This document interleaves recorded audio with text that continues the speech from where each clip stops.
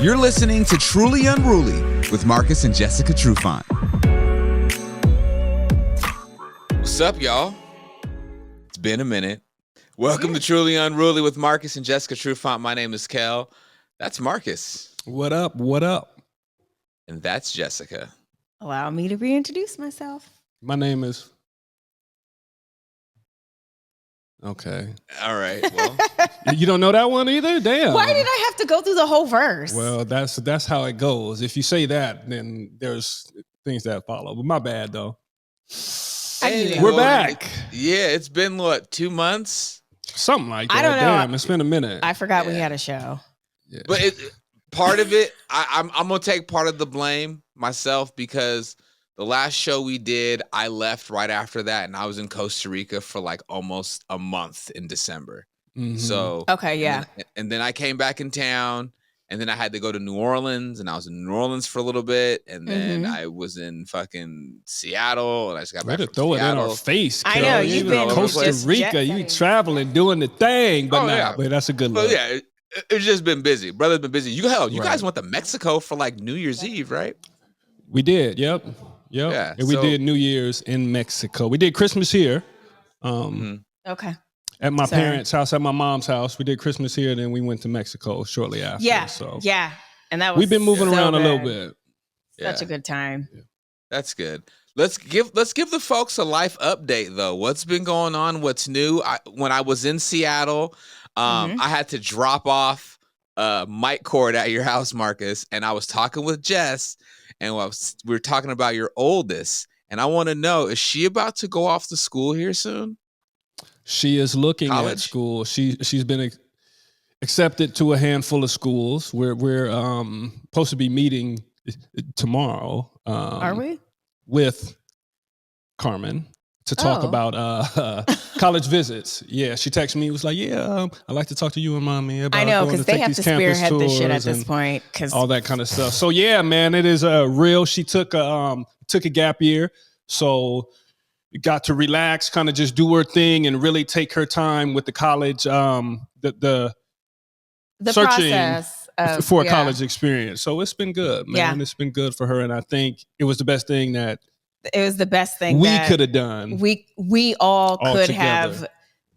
have, like, it was tears and all kinds of stuff coming to that decision for her to take a gap year. And like Marcus said, I think it's just perfect timing. She needed this year, number one, to just stop, because it was the kid that had all of her work done for the year before the year was over, like 2 months before, that type of kid.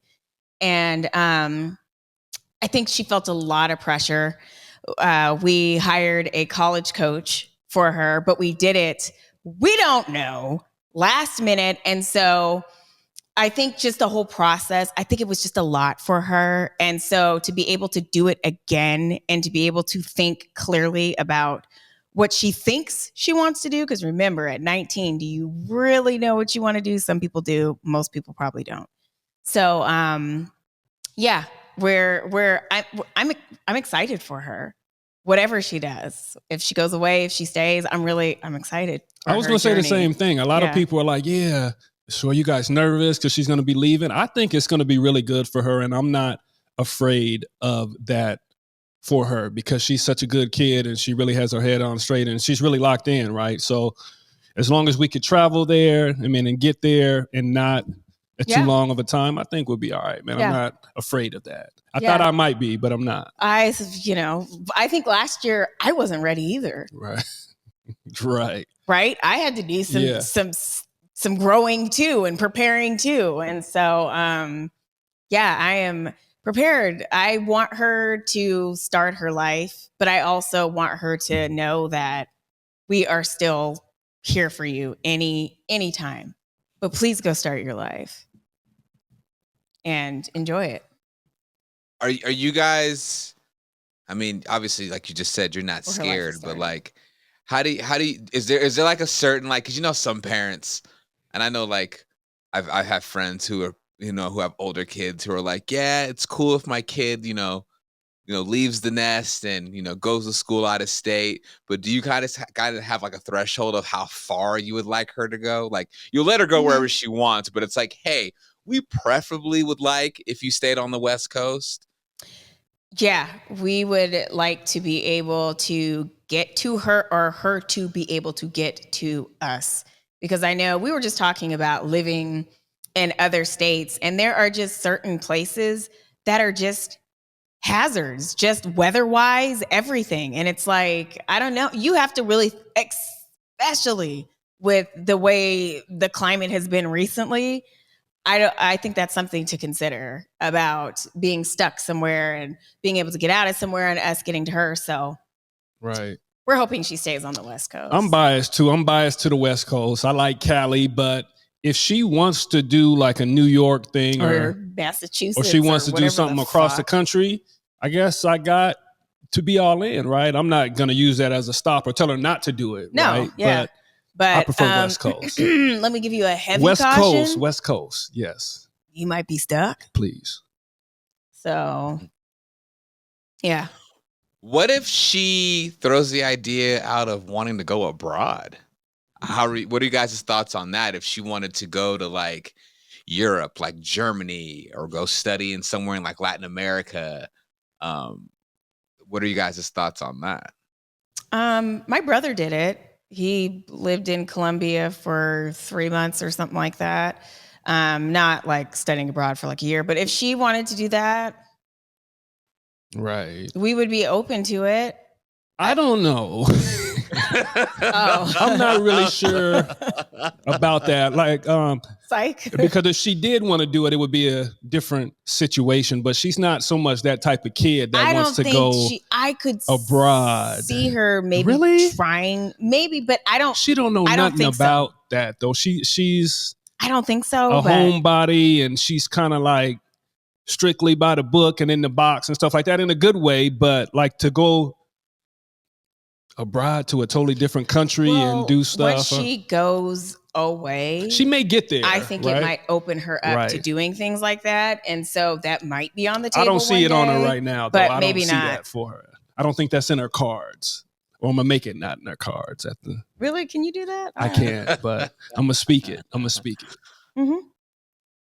I mean, but I think though, Marcus, like that's kind of the point. It's like if you've never been away, and I was telling Jess this, that like, the cool thing about going to a place, to a whole new place, whole new culture, lifestyle, the whole nine, is like it's almost like a fresh start, but it's like, wow, like I can go and like really like explore this and just figure it out. And so I feel like some young people really like that challenge of going to a new place and learning a new language and immersing themselves in a new culture. We've talked about it before off air, she's a writer, and people that are writers like doing and going to places like that to get, ideas and motivation to write novels or fiction or nonfiction books or whatever. But I could see it. I don't know. We'll see. We will cross that bridge when we come to it. Right now, we're, just trying to get her to California. And I can't see it right now, but I kind of feel you, Kale. Like after she's had some experiences and she's done some stuff on her own, I could see her maybe wanting to do that, to travel and expand her view, of course, of the world, of the planet. And I can see that. Which there's nothing wrong with that. I don't think she's ready for it now. I don't see it. Right. And there's nothing wrong with reading about other places. Or you can watch it in a movie. Yeah, I feel you. So, okay, so you have one kid that is going to be leaving the nest here soon. So that leaves you down to 4. Yeah. Does that, I mean, because Carmen always seemed like she's kind of like self-sufficient and kind of just does her thing. You guys don't really have to worry about her. So do you feel like there'll be like a big change in the house with her like not being president, not being there? Yes. It will. She's the she's the oldest, and she kind of sets the tone. She really does. They do what she does. And so I think it will of course, the dynamic will shift. I am not sure if the next sister down is going to step up and become the Carmen figure. But yeah, it'll definitely be different, and they're all close. Carmen, Kimora, and Kennedy. So specifically Carmen and Kimora. So that's gonna be a whole. Right. I think it's gonna be harder on them than anything. Yeah. I think the dynamic shift as well, just amongst the sisters, is because Carmen is really involved with all the sisters, right? But I could see Kenny and Kimora, they are a little bit more friend group oriented, right? Yeah, they're not about family. I think they may kind of stray a little bit, right? Not like that, but yeah, they're more social. Are really into their friends, they're right? Social. So it's going to be a little bit different. Even like the driving aspect, I know that Kimora was supposed to have her license this year. She doesn't have it, and that's been a pain in everybody's ass. But yeah, as she gets her license and kind of strays out, we'll never see her. She's not going to be a help, and it won't be the same because Carmen was available and she wanted to be available. She was really into the family and things like that. But the other girls are just a little bit different. Don't make it bad. They just got different personalities. You know what I'm saying? So we will see. Yeah, so we're not expecting. It might just be us and the babies after Carmen leaves, right? Oh, because we're done. We're done raising kids. We've already. We're telling people that we're done. Even the two youngest that we have. Yeah, we're done. Kind of raising themselves, right? Yeah, we're done. We're over it. So but it's okay. So wait, so Kimora, you don't think like she just doesn't? She's not the type to be like you guys like, hey, I need you to pick up your sister or your brother from practice. Like, go and do it. She'd be like, what? For what? What's in it for me? Really? Or yeah, she'll say something like, I got plans, or I was planning to do this, or, or I'm tired, I wanted to go over here. Or and she's busy and she does the cheer and the sports, the track and the volleyball and all this other stuff. She's got a lot going on. I could see all of them Kenny are busy, though. Going to get them and do stuff like that, but more. Would you ever like have like a sit down with her and be like, hey, look, your sister's moving out. She's going off to school. We need your help with some stuff. So we're gonna need you to step up to the plate. Yeah, like we're gonna need you to step up. Like this is now your time to shine. Okay, like we might have to do that. Yeah. No, for real. Like and tell like, hey, like family meeting. Pick up your siblings from practice or from school. Mm-hmm. Like I know you have plans. I know you want to hang out with your friends, but there's gonna be times like we're gonna need your help. You know what I'm saying? And I just feel like as the parent, like she has to like listen to you guys and like respect that, right? And just be like, well, damn, all right. Or she just says no, and you guys are just like, all right, well, fuck it, and just accept it. No, it just depends. No, it depends. There's a balance. There will be a balance. Yeah. So we'll have to hear her reasons, and if it makes sense to us, and go from there. But she'll fight it. She doesn't have any like give at all. Be like, all right, guys, like 2-3 times out of the week, I can, I got you. Or will she like? Is she the type of personality to like? I don't even know. Really fight? I don't even know if you can ask her. I'm not sure, to be honest with you. I'm not sure how she's gonna be. I think we can, but it is gonna be a stretch because once she gets that freedom of okay, I can go here, here, and here. She's already trying to do it. Wait a minute. She's over here. Okay, so the last basketball game of the season, senior night for the girls, they had to cancel the game. And it was supposed to be on Wednesday, but now it's on Friday. So she has already, and on Friday, it's her friend's 16th birthday. And before she made plans, her and her friend are going to surprise the 16-year-old and take her to dinner or something like that. Okay, this later after.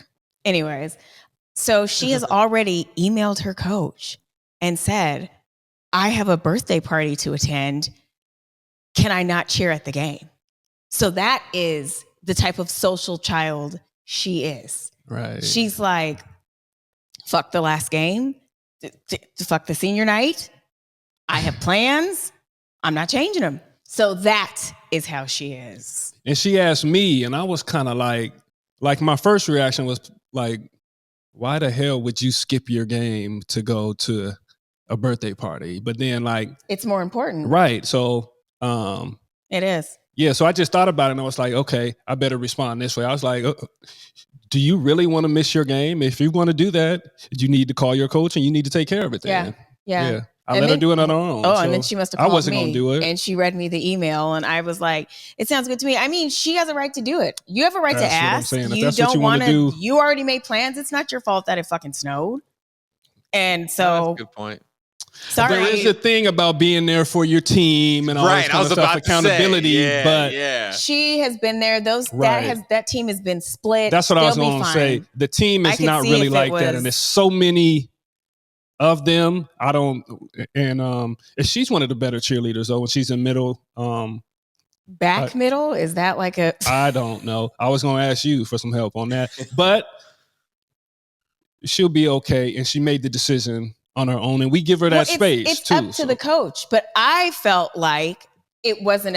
I didn't think it was wrong to do. Right, that is a last minute change. That is her best friend since first grade, and so it's kind of like it's fucking. But does she care about the game? Absolutely. But there's no way she can cheer like half the game and then go to the birthday after, or cheer the game and go to the birthday after. Because that takes a lot of energy for her. So probably not. And a lot of planning is which I didn't want to be a part of. Us I said I'm not taking you all this back and forth. Well, wait a minute. Our daughter also, Kennedy, she competes tomorrow night. Yeah. So there's all kinds of things. There's a lot of stuff going on. I got a birthday party to go to too. Because I'm thinking like, and then I'm just playing devil's advocate. Like as a parent, like you have that conversation of like, hey, you committed to something and this is your responsibility, you know, and what's more important, is it fulfilling your responsibilities or going to a birthday party, you know, and just, you know, but obviously like she's made her executive decision and was like, I'm sending this goddamn email, but you know. Okay. I don't know what I just pressed on the screen. She already knows that.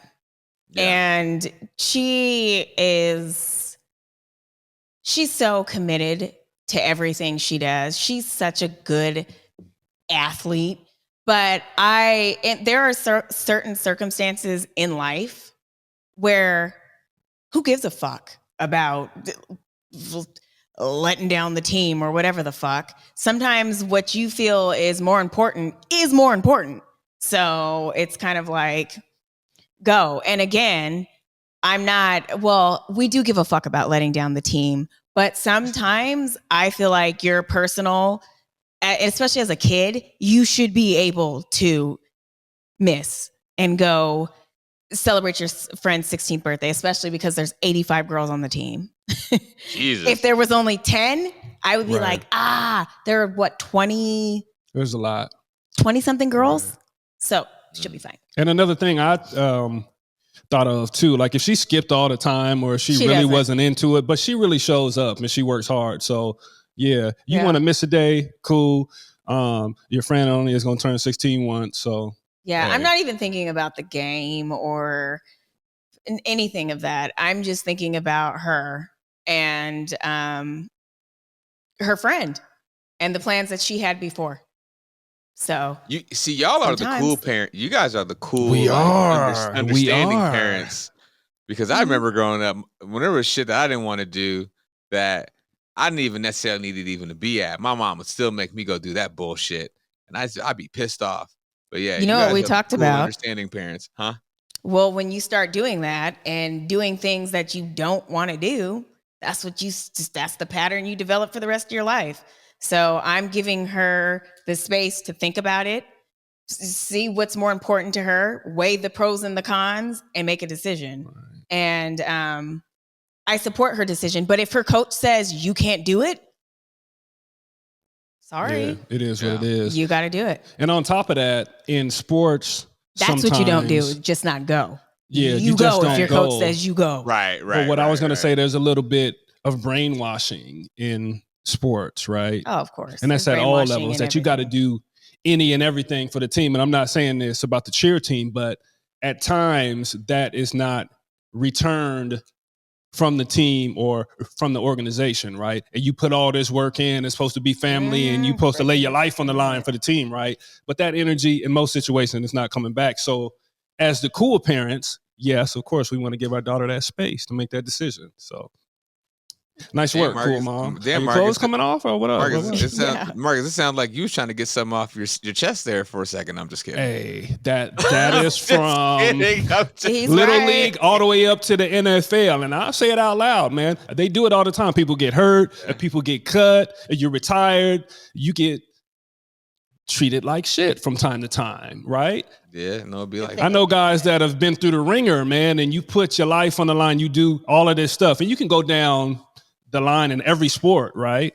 It's a lot of that going on, but they preach and they preach. You got to show up for the team. You got to do this, and you hear it from a young age, right? So that's why I had to check myself and be like, okay, I want to give my daughter the space to not feel like she has to do this just because. I want you to look at this from a different lens, right? Well, it's only because the game was changed, like because of snow, which is not her fault. Right. And it's nobody's fault. So if you have made prior plans, I'm sorry.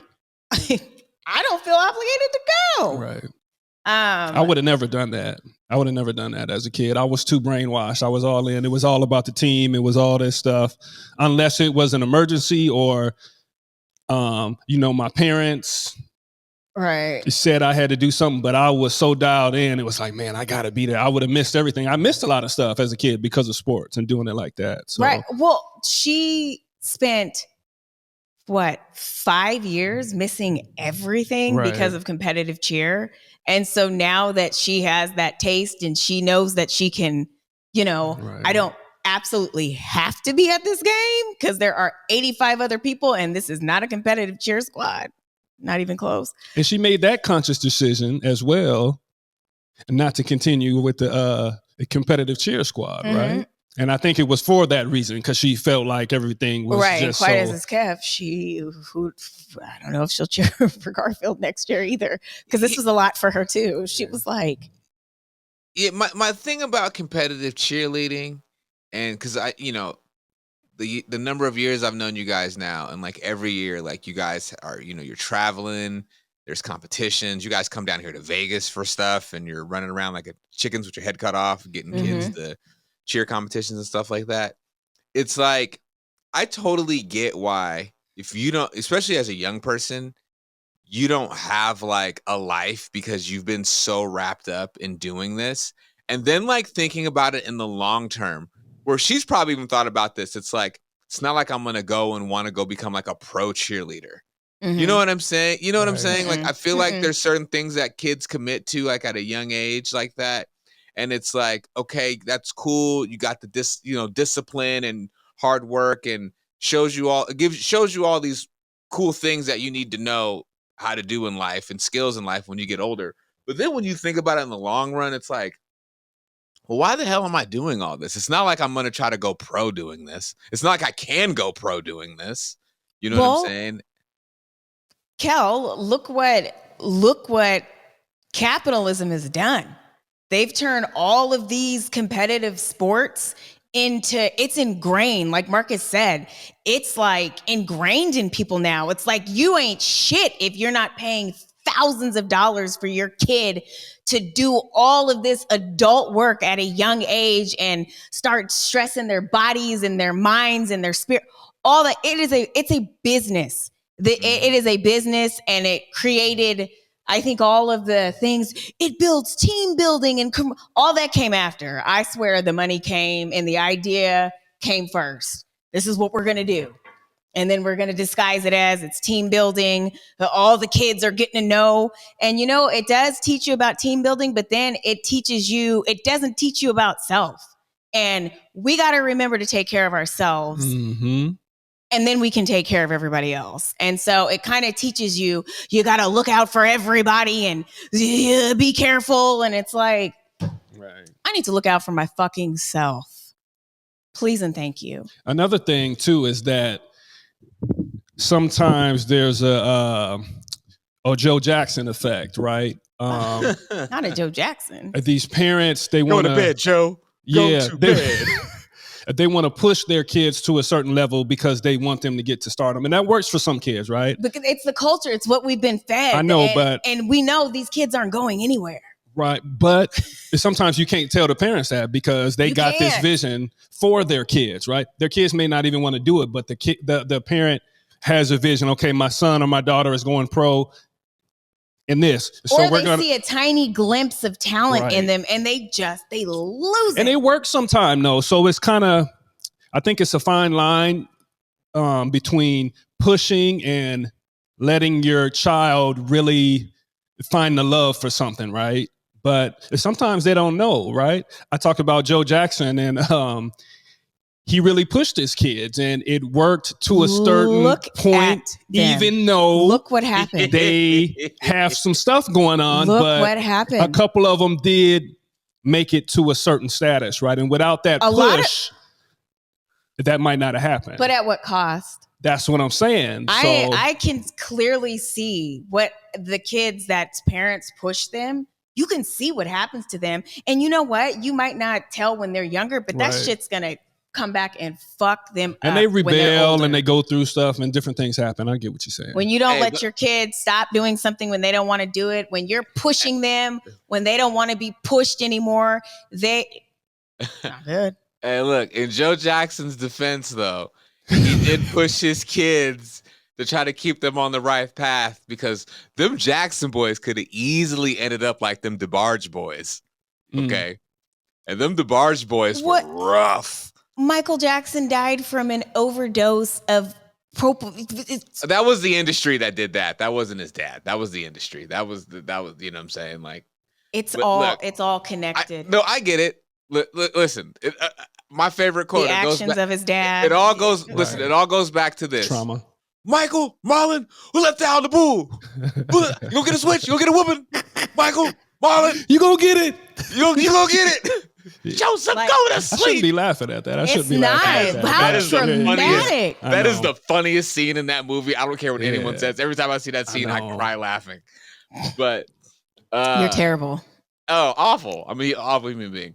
But I wanted to wrap up with so this is like a big change for you guys with Carmen leaving. You know, other kids are growing up. When Carmen leaves, is it going to turn into a cry fest? Oh, for sure. Why wouldn't it?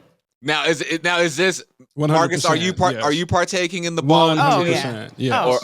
Okay. Oh, we're all crying. It's going to be ridiculous. The last time we had a cry fest was when I was I was going down to Jacksonville to try out for the team down there. And the family brought me to the airport. Yeah, and I was pregnant. Like I was 7 months pregnant, 8 months pregnant. You was 7 a lot months of pregnant. Yeah, a lot of pregnant. Oh my God, the kids were screaming. Yeah. He's crying. I'm crying. It was just I can see it being that way. Not screaming because we know this is a positive leaving. We're not leaving her and negativity, or we're not leaving her. I wasn't leaving negativity. Like I wasn't leaving in a negative way. You left and you cometh right back because you were cut. So damn. But I'm saying the way I left, it wasn't like a negative thing though. Like I was going to try to do a thing. I didn't want you to go. And the conditioning. Right. Yeah. He couldn't let it go. I was brainwashed and he had to literally be cut. They had to say, no, you're done. We're going to make you sit down. Why would I have been done anyway, though? Like, because you were hurt. I was hurt, but why would you have been done? Oh my God. And they tell you to play hurt. I was okay with being hurt. Probably 4 years before. That's true. But that's what I'm talking about. The brainwashing and the conditioning to continue to go out and do something when I know I'm hurt. But I've been taught for so long, you play through injuries, you do all this stuff. And so I was just saying, as soon as just the one of my child, if you feel hurt, sit down. Right. Do not push through that. But then we had this, and then I came back though. You don't want a bunch of. And then he said, "That's weak." You don't want a bunch of softies on your team. And I know there's a fine line though, so I'm not saying that kids should play hurt, but there's a certain threshold in a contact sport to where you're not going to be 100%. Ever. You just and I'm just preaching. That's what they told us, though, man. I shouldn't even be saying that, though. That's a part of the brainwashing right there. But Marcus, you remember coaches saying this? Because I remember coaches telling me this. Are you hurt or are you injured? Yep. Are you hurt? Get out there. If you're injured, go get on the table and go see the doctor the team doctor on the table. Exactly. Like, and you never even wanted to say you was hurt because that was a sign of weakness. That is crazy. A sign of weakness. Like, are you hurt or if you're hurt? No, keep going back out there. If you're hurt, keep playing. Suck it up. If you're injured, go see the trainer. Go sit on the trainer's table and go see the trainer. Like, stop listening to your body. Your body starts doing all kinds of weird shit, and then you can't. I done seen guys do some crazy stuff, man. It's a saying that you can't make the club if you're in the tub, right? You can't make the team if you're hurt. The whirlpool. So guys would be taped up, doing all types of crazy stuff just to be out there on the field for the opportunity to try to make the team. Yeah. But let's be real, Marcus. Risk versus reward, right? But listen, though, let's be real here. When you got to Jacksonville, and this has nothing to do with the Jacksonville Jaguar organization, but the city of Jacksonville, like, come on. Oh, you got shit, right? You got off that plane. You felt that humidity. You looked around and you were like, man, fuck this bullshit. But you was already there. So you did what you needed to do. But the moment you got cut, you were like, thank God. I was happy to get the fuck up out I was like, damn, it is hot as hell out here. They got the nerve to have all black jerseys too. I was like, God. I was at my true blackness out there. I was, that humidity and everything was tough out there. It's rough out there too at the gas stations and stuff, man. I had to look around 2 or 3 times. I know. Somebody was saying you don't drive around in this neighborhood. I'm like, it was tough out there. So, Jacksonville's hood. Shout out to J-Ville, dude. Yeah, that was funny. But all right. Well, I'm interested to see this transition for you guys with Carmen growing up and taking this big leap and her next chapter in life. All the boohooing and crying. I don't know. I feel like Cassius might be the one that's just kind of like. He probably will be too. Because Cassius, there's something about you guys' son. He is so chill. He has this chillness to him that at least I've noticed when I'm around him. Where like y'all will be crying and he's gonna be just kind of looking around like. Yeah, he'll be wondering like why. Like chill, y'all. Like why are we doing all this? Right. Do we have to cry like that? Yeah. But yeah. Yeah. Cash holding it together. Word. Good episode, y'all. Truly Unruly with Marcus and Jessica Trufant. Remember, follow us on all things social at Truly Unruly Podcast. And if you want us to answer any of your family relationship questions, just email us trulyunruly_podcast@gmail.com. Catch us every Sunday on Converge and follow these guys on social media. Marcus_Trufant, Jessica_Trufant. She's on social media, y'all, but she don't be looking at it, but you can still follow her because she's still present. Okay. We're going to bring her back. Eventually. Word. Till next time, y'all. Peace and much love.